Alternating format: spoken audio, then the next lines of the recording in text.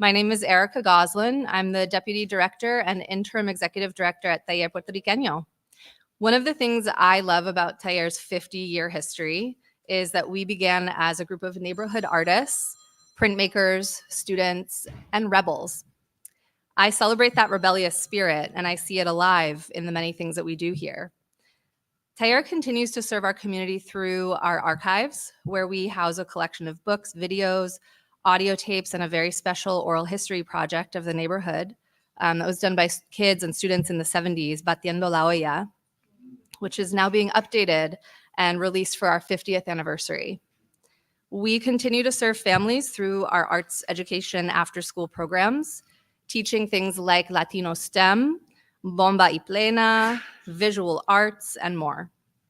We also have our exhibitions program showing Latino artists in our gallery right here in El Barrio. It's free and it's open to the public. And of course, we have our incredible bilingual bookstore, the only one in the region, with all proceeds supporting our nonprofit. So whether you're here today for the first time or a returning member, please find out how you can get involved. Become a member, volunteer with us. Please talk with our staff and board members to find out what you can do to join our community. I invite you to come to our 50th anniversary gala on November 1st. Tickets close this Friday. I want to say that Taller Puertorriqueño has been active in several civic engagement activities to mobilize Latinos to use our voices and vote. We're thrilled to be just down the street from the newly opened commissioner's office that you'll hear more about today. We've had volunteers from the Committee of 70 teach our students about the importance of civic engagement, and we continue to participate in nonpartisan activities highlighting Latino visibility and the importance of participation in our democracy. Thank you to the Hispanic Federation and Latino Victory, and to Nilda Ruiz of APM for bringing us together for this important event. I want to acknowledge our council member who's here, Ketsi Lozada. And I also want to recognize our board members here in attendance. We have our board vice chair, Joanna Diaz. Our board treasurer, Miguel Concepcion. We have a board member, Carlos Clausel. I think former board chair, Edgardo Gonzalez. Are you here? Edgardo. And we have our former executive director of Taller, Carmen Febo San Miguel.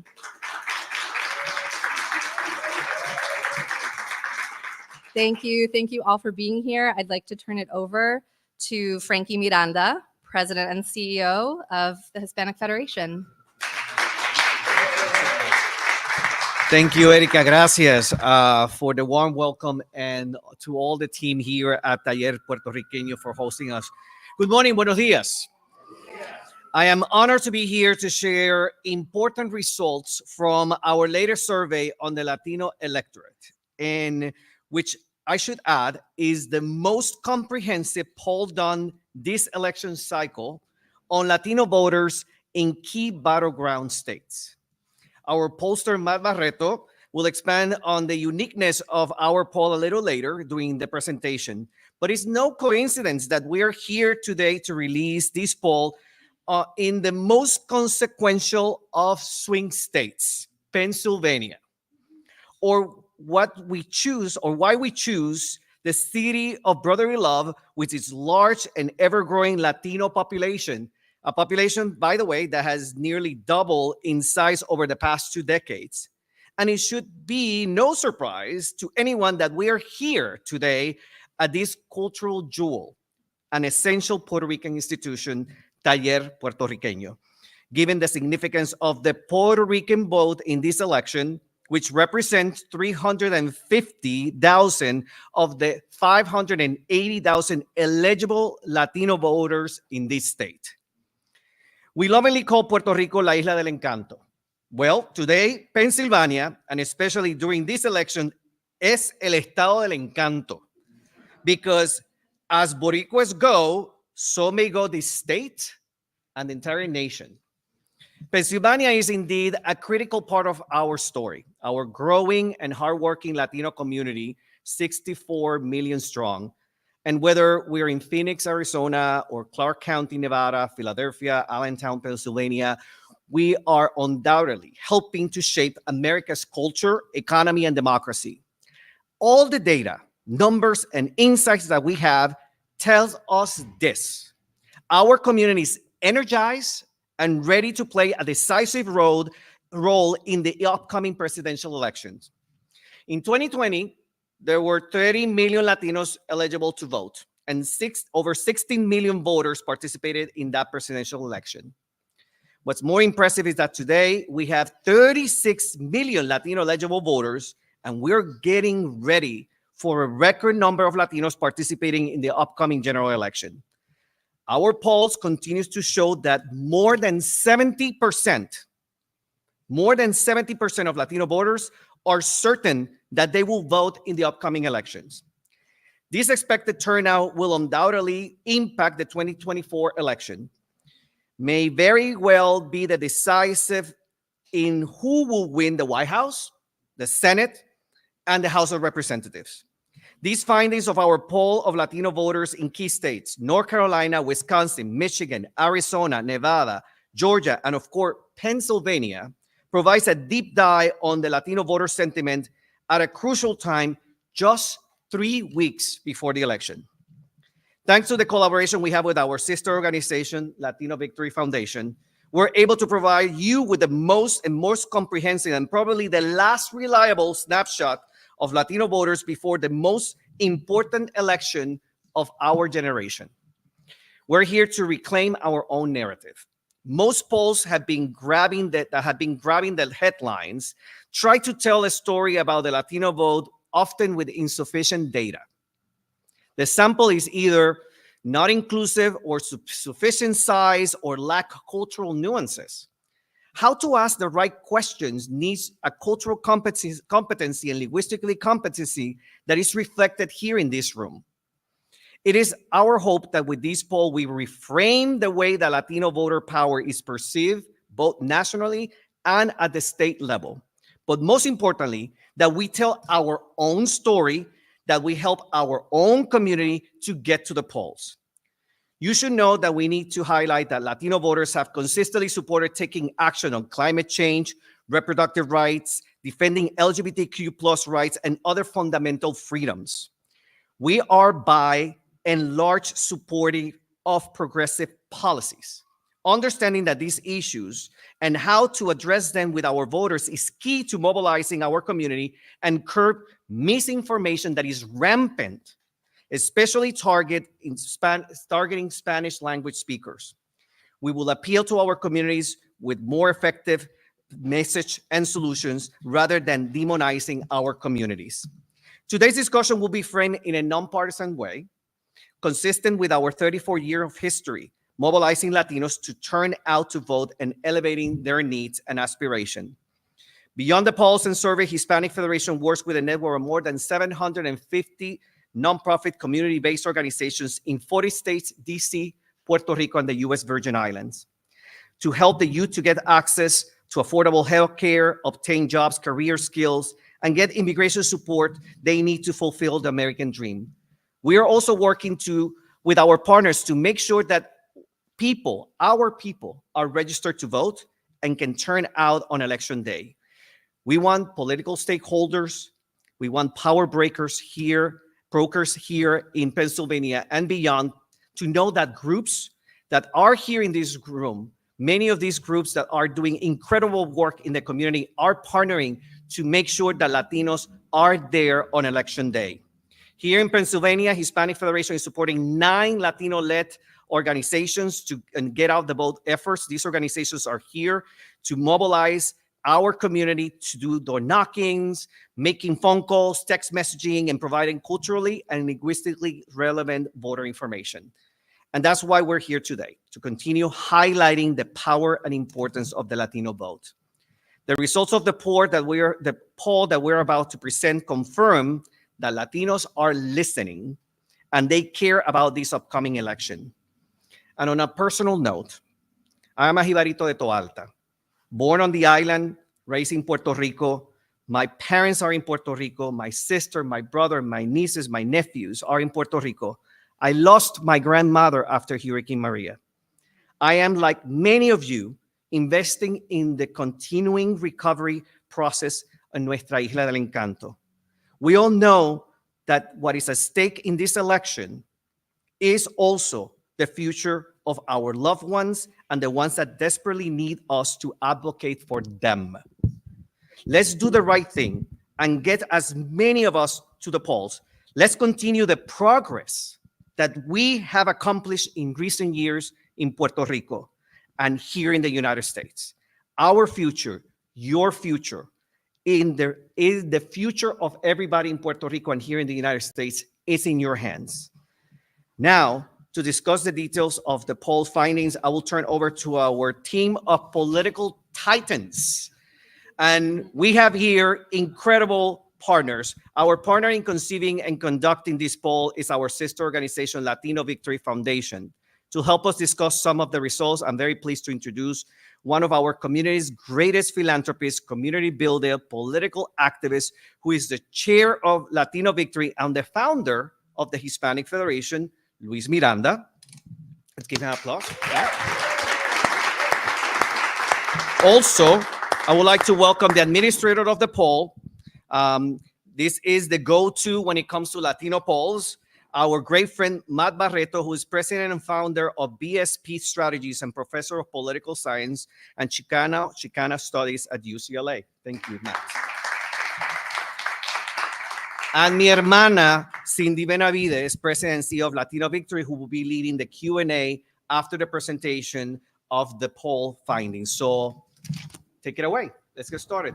Right. Great, thanks. I'm going to stand up here. As Frankie said, I'm also a professor, so I like to stand up and point at the screen and hopefully be a little more engaging. Luis, who is also a longtime pollster, somewhat of a mentor of mine as well, is going to join me in, so please join in at any point and comment on these findings. I'm just going to hope to walk you through the results so we can go ahead and start clicking through. Next slide. As Frankie said, this is part 2. We were together month and a half ago, 2 months ago at the Democratic National Convention, releasing, before the convention started, a snapshot of a national poll of Latinos. And now we're following up, as he said, with a very large sample, 1,900, 300 each in the larger states of Arizona, Pennsylvania, Florida, and 200 each in the other states. It gives us a viability to be able to report out those results in each of our states. We were in the field until October 10th. We came out. And Luis and I are both going to talk about this as well. The survey was done in multiple modes to reach Latinos in the most reliable way, English or Spanish at every level, at every point of contact. They could answer in English or Spanish, live phone, person-to-person live phone calls, text invites to your phones, and as well as online panels, all matched to the voter file. So we're not taking a one approach, we're doing multiple approaches to make sure we're reaching Latinos, that we have the most accurate data. All right, go ahead. So, to start with, I want to talk about the enthusiasm that we're seeing right now. And Frankie said that it's over 70%. You can see overall 71% in all of our states. I also have a breakout here that I want to draw your attention to and follow closely. Battleground states. That excludes Florida, which in past cycles has been a battleground state. We know it is not a battleground state where the presidential candidates are focusing. And so we've retallied our votes here, our Latino opinion, for just Arizona through Wisconsin, which are the 7 battleground states. That appears where it says BG states. 71% say they are certain to vote. 71% say they're certain to vote. It is going to be a very high turnout among Latinos. Good. What we've asked here is how closely you're following the news. And this has been a substantial increase since the convention. We asked the same question 2 months ago at the DNC convention before it started. We now have 74% overall of Latino voters who say that they're closely following the news. Well over a third now who are saying they're watching it every day, like many of us in the room following it every day, but another 40% or so who are following it a few times per week when there are major events. 74% overall who tell us that they are watching this. So it is not only that Latinos are telling us they're going to vote, they are reporting that they are closely engaging and watching the news and being a part of this election cycle. Since the change happened on the Democratic ticket, this has been a remarkable feature. We know that there was polling suggesting the Latino vote was less enthusiastic over the summer. about the major candidates that were running. Since the change in the Democratic ticket, 60% of Latinos tell us that since Biden left and Kamala Harris came in, 60% say that they are more interested in the election today. And we're seeing that on the ground in the work that the community organizations are doing and the phone calls we're making. In particular, young people, 18 to 29s, 65% say that they're now more interested in the election since Kamala Harris became the nominee. Highest of anyone, young Latinas. Latinas age 18 to 29, 67%, as well as bilingual households. Many second generation and first generation that are sort of in between, 66%. We're seeing a record increase now since the Harris nomination of Latinos paying more attention to the election. We also have seen an increase, and we're now reporting this is the highest that we have recorded at this cycle. As Frankie said, that this is the most in-depth poll you're going to find. 64% of Latinos in battleground states tell us that they have now been contacted by a campaign. And the top is we're getting text messages. You all have probably gotten those. We're also receiving campaign mail being sent to our houses by either the candidates or civic organizations. Been contacted by a phone call. 1/5, 1 out of 5 Latino voters in battleground states. Email, someone knocked on my door, 15%. That's a very high number. That's 1 out of 6 who report a door knock to their household. And you can see how this is compared if you click again. About a month ago, Intravision has a national tracking poll of 500 that they released. So a smaller sample and it's national. But a month ago, on September 18th, 48% of Latinos said that they had been contacted by a campaign. 48. It's now 64. So a lot has happened in this last month from September 18th to October 16th. And the Hispanic Fed and Latino Victory poll is documenting this for the first time. 64%. It's a really, really big number. And we hope to see it grow. It shouldn't stop until it hits 100%. Voters are telling us that they're feeling this as well. We asked a question. Do you think candidates are making an effort to reach out and ask for your vote? And Latino voters are feeling this, and you can see anywhere the highest is here in Pennsylvania. 80% agree.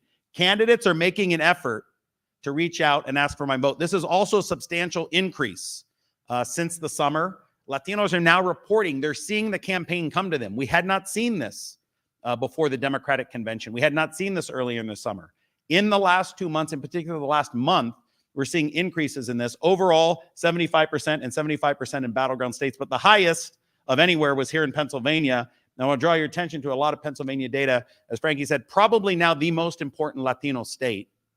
Even though the Latino voter population is slightly larger in Arizona, it's more critical. And it's approaching the size here, as he gave you the numbers. It's approaching the size here, almost 600,000 eligible now. I think he said 585. And the highest rate here of agreeing that candidates are reaching out. So we know that that work is happening here in Pennsylvania.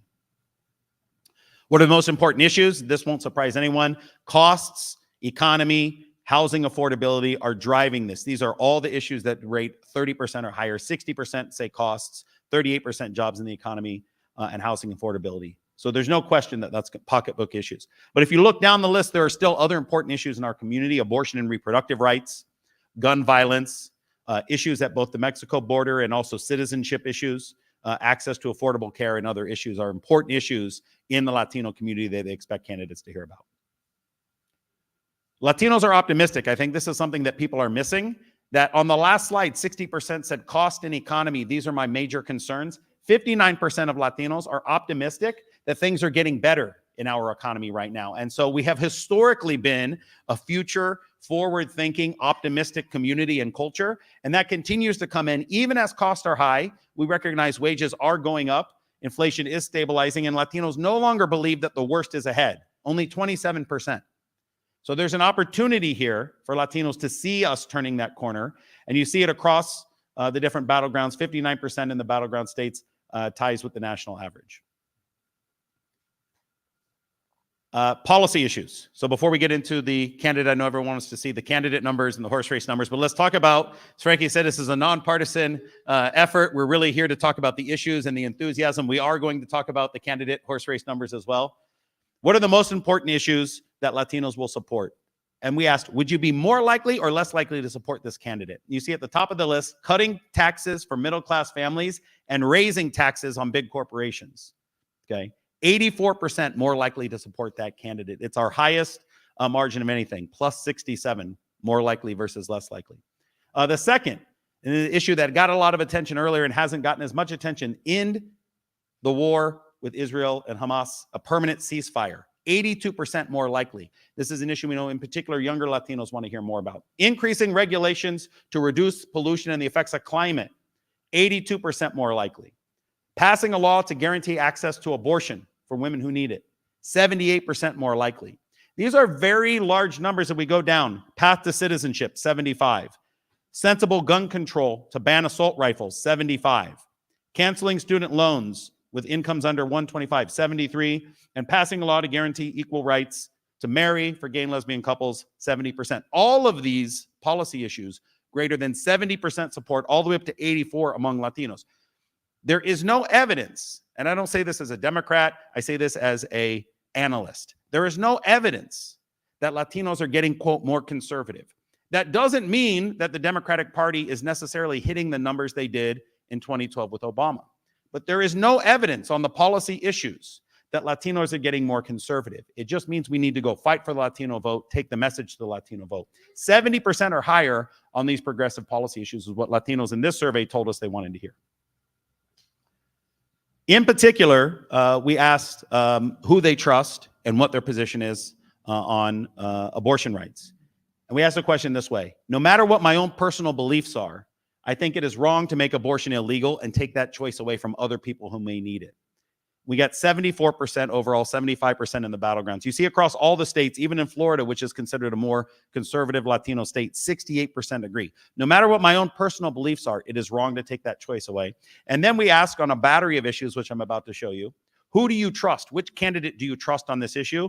And one of the strongest advantages, maybe the strongest or second strongest advantage that Kamala Harris has, is on protecting and ensuring rights of access to abortion among Latinos, 63 to 23, a plus 40 margin.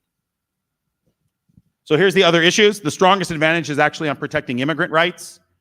We asked a battery of items. Who do you trust more to handle this issue? Kamala Harris or Donald Trump?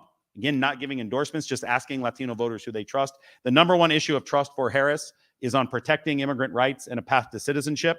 Number two, abortion rights for women. Number three, LGBTQ rights, something that she has been identified with all the way through her time in California, continues to be in the Latino community, is recognizing that almost in the same rate. Here, 39%, 39 margin. Access to affordable health care, 60 to 28, that's plus 32. Combating climate change and pollution, 57%, that's a plus 32. And finally, holding corporations accountable for high costs, also plus 27. So on each of these issues, there is a margin, there's a trust advantage for Kamala Harris, but her strongest here are on protecting immigrants, ensuring abortion rights, and protecting, standing up for LGBTQ couples. All right, here I want to break down a lot of data for you to show you where we have some patterns in our community. So this is presidential favorability ratings. We're not quite to vote choice. That's coming next. I know you're waiting for that.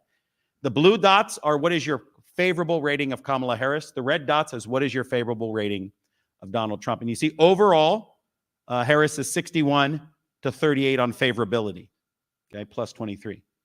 But if you look, you're going to see some patterns. So if you click by gender, we do continue to observe gender gaps. This has been widely reported. It is in this data. Among women, plus 35, 66 to 31. And among Latino men, 56 to 46. This doesn't say who they're going to vote for. This is just how are we rating these candidates as favorable, unfavorable. Next, you see among age, a very clear pattern here where older Latinos over 50, the highest support numbers and the highest favorability ratings for Kamala Harris. Younger Latinos in the 18 to 29 category, 59-42. Trump does somewhat better there, and just in terms of favorability. For people who have been in the community for a long time, know that there's something there that people are working on. The next that I want to show you is bioculturation, and this is an important point that also gets to, and I'm going to show you one more slide on this in a second. This is a very important point that gets to survey reliability. When we do our survey, we said we will make sure that it is bilingual, that it is available in English or Spanish, that we call people with live callers, that we text them, that we use online panels. And you can see there's dramatic difference in English-dominant households, bilingual households, and Spanish households. Harris has a +8 in English-only households, a plus 20 in bilingual, and a plus 32 in Spanish households. Most mainstream polls are not doing what Frankie and Cindy are doing here in this poll, which is including all Latinos and making sure that we have the right sample of Spanish-dominant households. Oftentimes, these households are excluded from polls, which is why sometimes when you read a national poll, it looks like 50 to 42 among the Latino vote.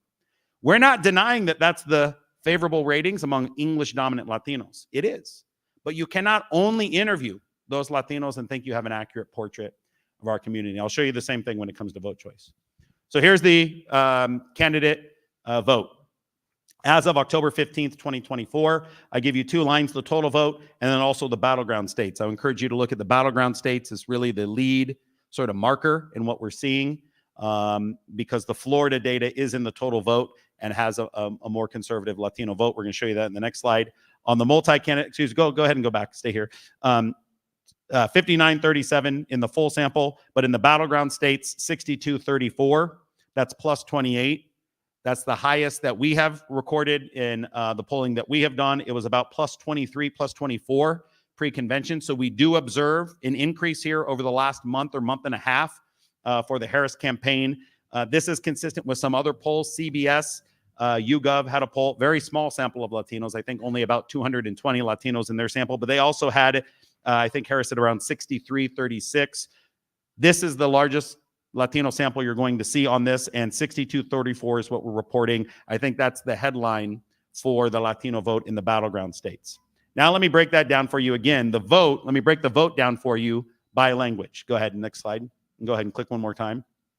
This is just a crosstab, straight out of our crosstab book that you can find on the Hispanic Fed website, on our website. And this is what the first vote would be. And then we push people who said Stein, West, other undecided. And we said, well, who would you pick between the two candidates?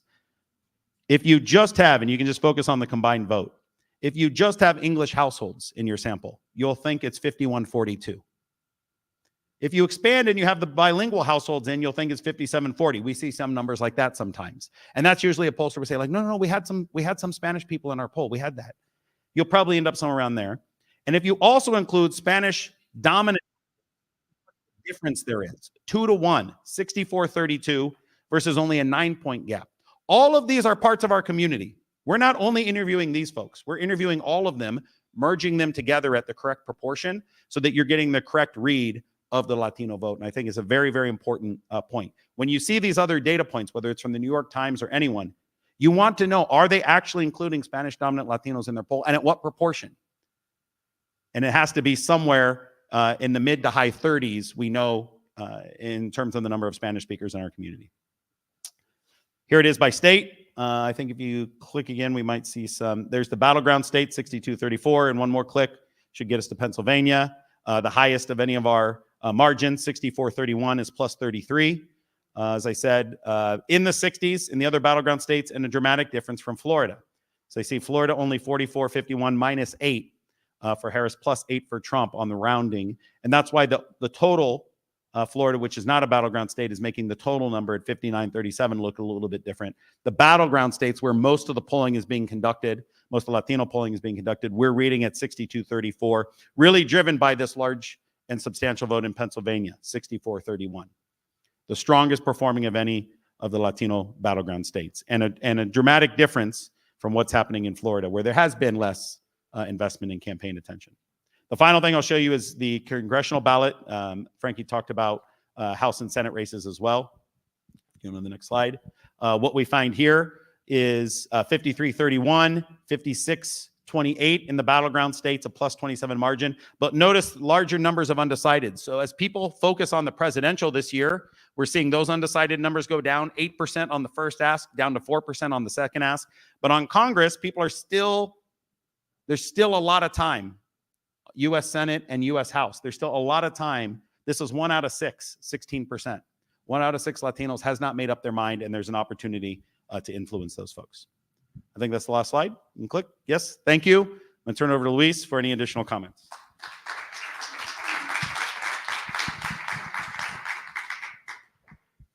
Want to highlight a couple of things. I was here a couple of weeks ago, And one of the things I said, it's there are very few persuadables out there. And at the end, whomever wins is going to depend on who comes out to vote. And you could see that when we push people to pick a candidate from the two main candidates, the undecided are 4%. So at the end of the day, who wins the Latino vote in Pennsylvania, it's intimately related. Do we continue to communicate, Democrats or Republicans? As we have seen, there is a third that have not heard from the parties yet. Do we continue to communicate, and who comes out to vote? And that's an important statistic, because the election is just 3 weeks away. So now both parties move into this last leg where it's just getting their people to vote. And the second thing that I want to emphasize is the issue of language.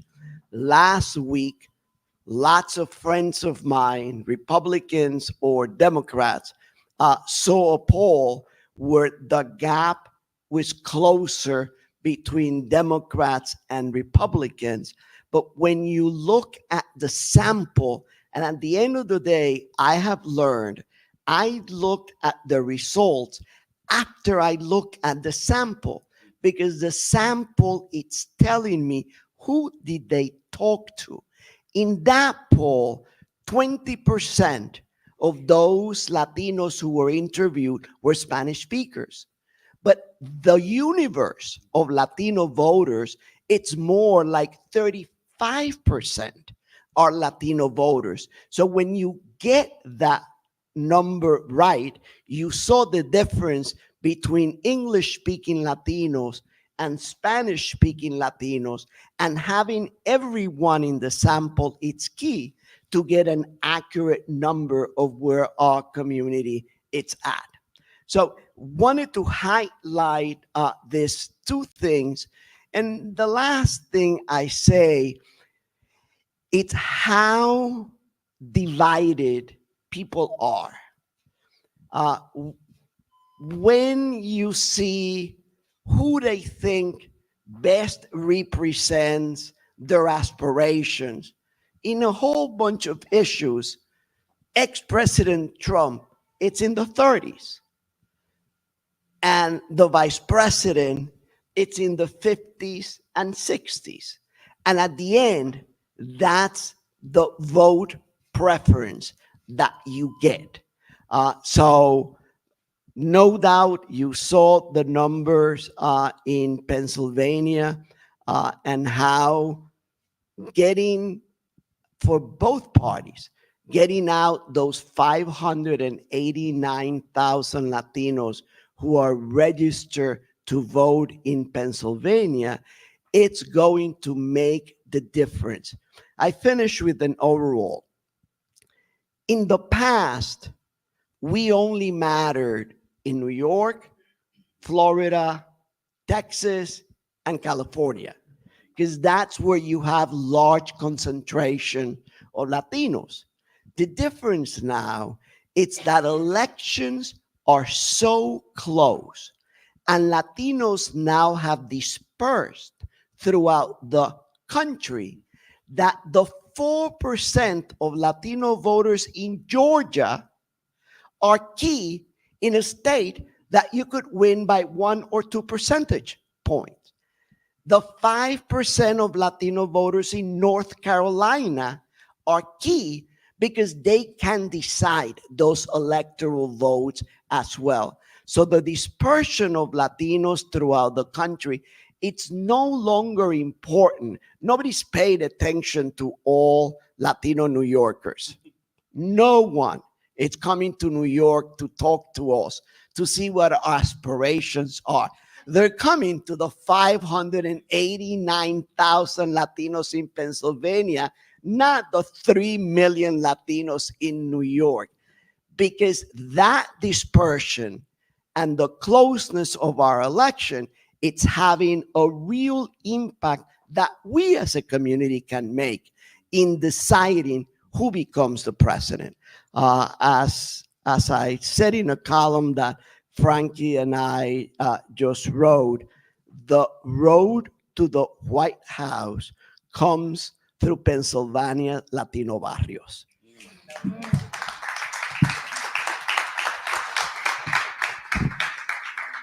Muchísimas gracias, Luis and Matt. I'm going to hold my remarks after the Q&A so that we can dive into the questions.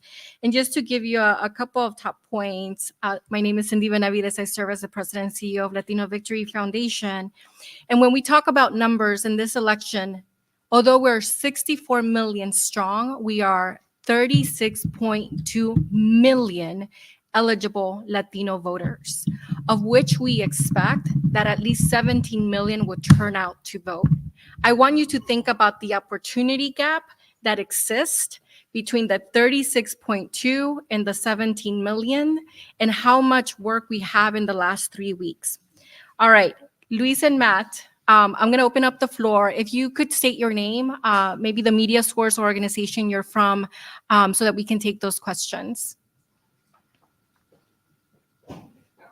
And if the person answering could just come to the. We saw you put the mics there. Yes. So do you think what appears to be obviously strong support for Kamala Harris is a result of just a more aggressive outreach by her so far in the campaign? Is this reflective of that?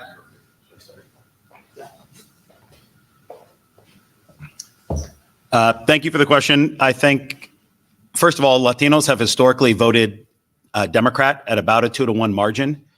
That's usually our sort of starting point. Yes, there are undecided voters, but that has historically been the trend in the 21st century, and even before that, there is a stronger support for the Democratic Party through immigration, working class issues, and other things. So I think that Kamala Harris starts with an advantage. However, in this campaign in particular, we have seen record investment by the Harris campaign in the Latino community, events, multiple events here in Pennsylvania, all around the Southwest as well, Arizona, Nevada, elsewhere, really courting the Latino vote and increasing staffing, advertising, et cetera. In contrast, Trump has given a lot of speeches, but they've actually cut the number of RNC-run Hispanic outreach offices and field staff. And so when you look at the numbers, it's much more than 2-to-1. It's probably close to 5-to-1 or 7-to-1 in terms of the spending and the investment that the Harris campaign is doing. As I said, about a month ago or 2 months ago, we didn't see as big of a gap. We are seeing that gap grow. We're seeing the advantage grow. And it would appear to reflect what we're seeing on the ground from the campaign. Want to add that in our poll in August, 37%, around 37% of Latinos didn't know who Kamala Harris was. They knew she was the vice president, but wanted to know more about her positions. I think that what's happening, it's with the investment of resources and the heightened election, people are beginning to be and making a final decision as to who they're going to vote, to the degree, as I said earlier, that undecided are at 4%. I believe whomever gets their people to vote, it's going to win the state. Great. I see a question in the back. Just a question for the nonpartisan Get Out the Vote events, meaning ones that didn't receive any money or funding from the campaigns. I'm wondering, what are you seeing different this election, this presidential election, than you did before? Is it more programs? Is it more grassroots organizations? Yep. Well, I can jump in, Frankie, and please jump in. I will tell you that for us, it's really on the nonpartisan side, focusing on programmatic work.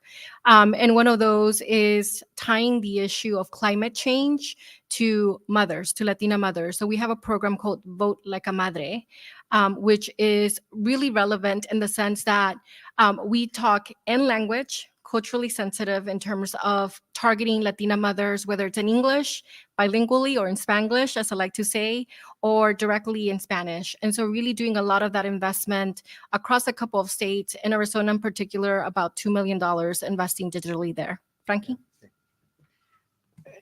In addition to that, what we are doing is elevating the importance of the community-based organizations. These are the trusted messengers in our community, the ones that never closed their door during the pandemic, help people with food, rental assistance, all of the essential services, and they are the best position to talk to the members of our community about the issues that they care about, the importance of nonpartisan civic engagement, voter education. We know that in our community and communities of color, if the first approach is done in a nonpartisan way, there is better chances for that person to actually get to vote to the ballot. So that's why here in Pennsylvania, we're partnering with 9 organizations here present today: Taller Puertorriqueño, Asociación Puertorriqueños en Marcha, National Puerto Rican Agenda, Make the Road, Casa San Jose, Ceiba, Casa, Hispanic Center Lehigh Valley, and HACE CDC, to do that, to make sure that we are talking to our members of our community through these voices. That is what is most important for the Hispanic Federation in our 34 years history. And we're going to continue doing that with providing them with funding to continue doing that on our historic investment that we're doing with our partner organizations. And just to tie it back to the poll, there was a slide that Matt presented specifically on the issues. Latinos deeply care about the issues. We want to know what's going to get done. And so I would specifically reference that slide in talking about the Latino community as voters and tying them to issues. Yes, a question in the back.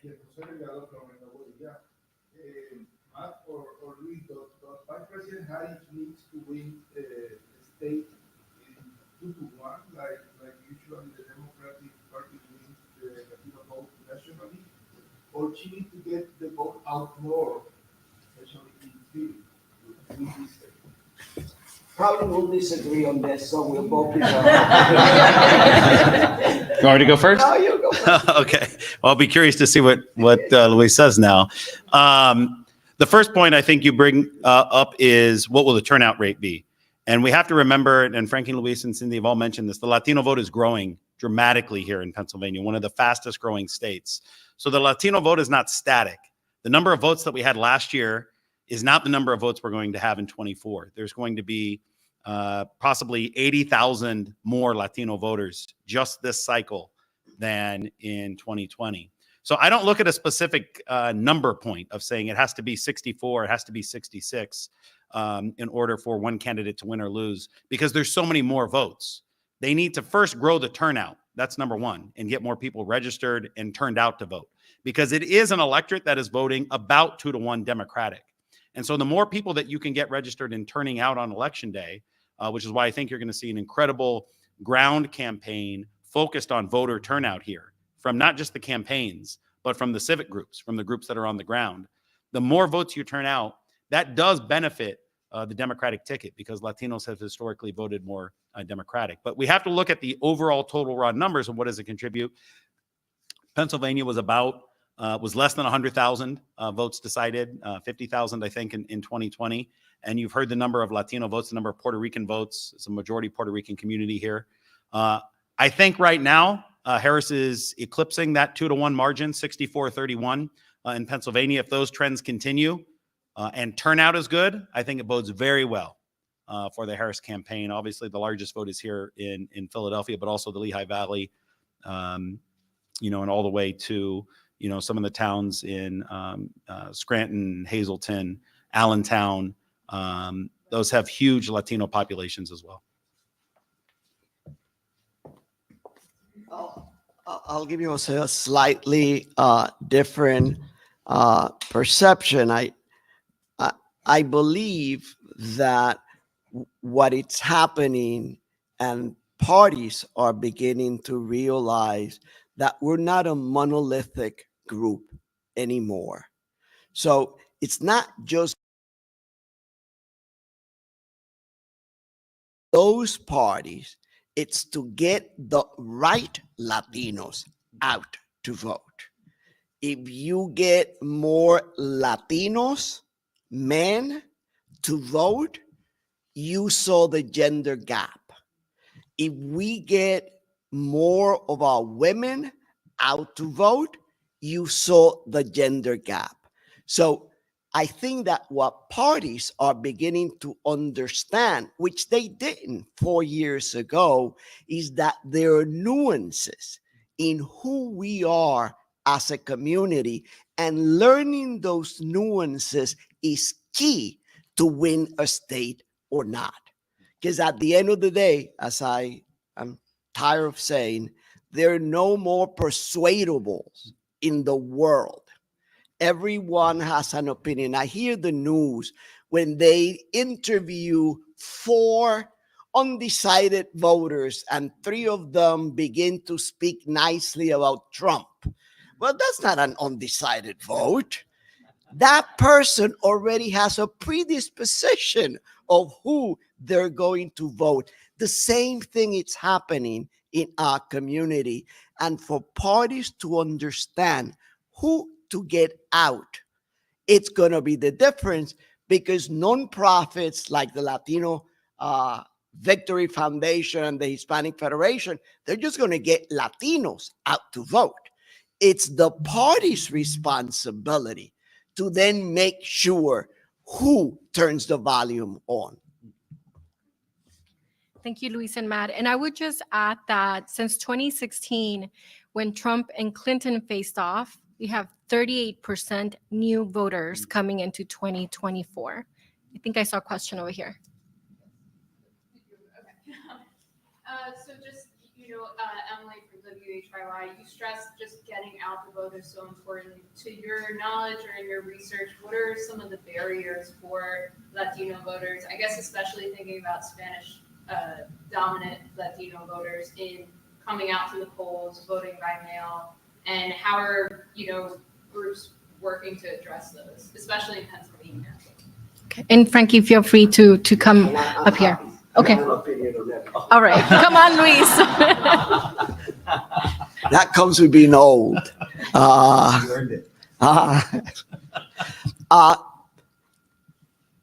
There's a lot of emphasis that I believe nonprofits have a big role to play on misinformation, on battleground states that now have 17 hurdles for people to go out and vote, for poll workers to go and count those votes at the end of election day. And I think the main hurdle that we are going to have, it's going to have all of these new rules that we don't even necessarily know are there. I was reading a report on Georgia and how to count the vote and how you can challenge people, and you have to have 3 different poll workers count a whole bunch of manual ballots. And if the 3 of them don't come with the same result, you have to start all over. Imagine at 11 o'clock p.m., after you have been at a poll all day long as a poll worker, that then 3 people need to take 1,000 ballots and come up with the same result. So I think that the main difficulty it's going to be all of the work that anti-democratic forces have put out there to suppress our vote, and nonprofits are like a beacon, just making sure people exercise their right and go out and vote. Thank you. And to double click on that, the Federation has to work with our organizations in a different way this time around. This is the first time that our canvassers have been threatened with guns. This is the first time that our canvassers, people have been spitting on them We have to change the color of the shirts of our campaign because people were seeing colors of the Hispanic Federation. They said, you are a front of this party or the other. We have sued twice the state of Florida for the new regulations about who can actually canvass or register people to vote. We won in Florida twice, but it is about working with these organizations to educate what is the landscape, what are the new rules, what are the new obstacles, because the reality is that there are people that are not interested in the democratic process investing a lot of time, energy, and resources to make it more difficult, less accessible, and to ensure that certain votes get in and others are challenged. I like to say that, we cannot be on the both ends of the problem. We cannot be the community that is having people stealing votes or voting illegally, or being the community that is not coming out in large numbers at the same time. It cannot be both, but that is why it is important to educate. And the group here can give you more information about all the issues, challenges, and opportunities that they have, especially here in Pennsylvania. But it's all about educating. And even when we do some of the traditional voter registration and voter education that we used to do on TV with some of the TV partners that are here, or the radio and everything, we have to make sure that we train the people on the phone to say, if you are getting a call from this state, you need to respond it in a different way than if you get a caller from this state. So it has become an increasingly complicated landscape. And even having to have security protocols for your canvassers. Before it was just, you take that side of the parking lot, I'm gonna go on the other side of the parking lot, and now we need to be in pairs to make sure that they're being safe and that we can report that their safety is first. It has complicated a lot the landscape. So where were you threatened with guns and North Carolina. in North Carolina? Do you know of any such activity in Pennsylvania when your vote has been out? I don't have a knowledge in Pennsylvania. Yeah, you're a good state. We'll see. Yeah. And I would just keep adding and echo Luis's sentiment on the mis and disinformation. Something that we are seeing is that Spanish voters are being targeted. Specifically, we've seen some videos coming out on YouTube where they talk about the penalty of voting if you're not eligible to vote. I will tell this crowd and everyone that asks, I have yet to meet a voter who's not eligible who would like to commit a felony for an I voted sticker. I have not met that person yet. Are there any other questions? All right, I'm going to provide brief remarks and then I'm going to turn it over to you, Frankie. And I want to thank everyone here for attending. Thank you so much, Luis and Matt, for all the work that you do. Erica, and to the entire team at Taller Puertorriqueño, muchísimas gracias for hosting us. As you can see, we are really dedicated to making sure that the Latino community turns out to vote. In fact, Hispanic Fed and Latino Victory Foundation are partnering and making sure that people understand the deadlines that are coming up when it comes to voter registration and also voting early. Today, in fact, is Virginia and Maryland and a couple others. So know that we will continue to do that work, nonpartisan, to make sure that our community has the information that they need. I will also say that Latino and Latina voters are the largest non-white voting bloc and the second largest voting bloc in the country. So what this means is that we need a robust Latino voter turnout program in states like Nevada, Arizona, Pennsylvania, and across the US, because as Luis pointed out, in some of these states, we are the margin of victory. When you think about 2020 in Georgia, when you think about Arizona, where we won, when those states were won by over a little bit of 10,000 votes, who made that impact and difference was the Latino community.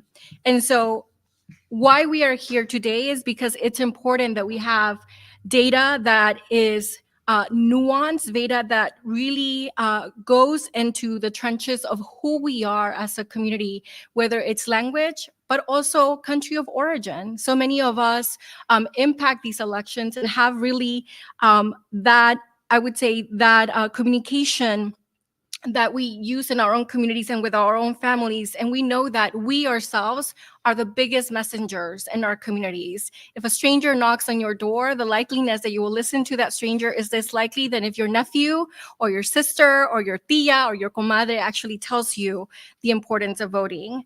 But I want to make sure that we are clear in terms of touting historic turnouts, and that it's important that as we head into Election Day, 3 weeks away, that the resources that are needed in this last push to really fill that gap are invested in getting Latinos out to vote and flushing them out of their homes to turn out to vote, and to also pay attention to what we may be seeing on Election Day when it comes to voter disenfranchisement and turning Latino voters away.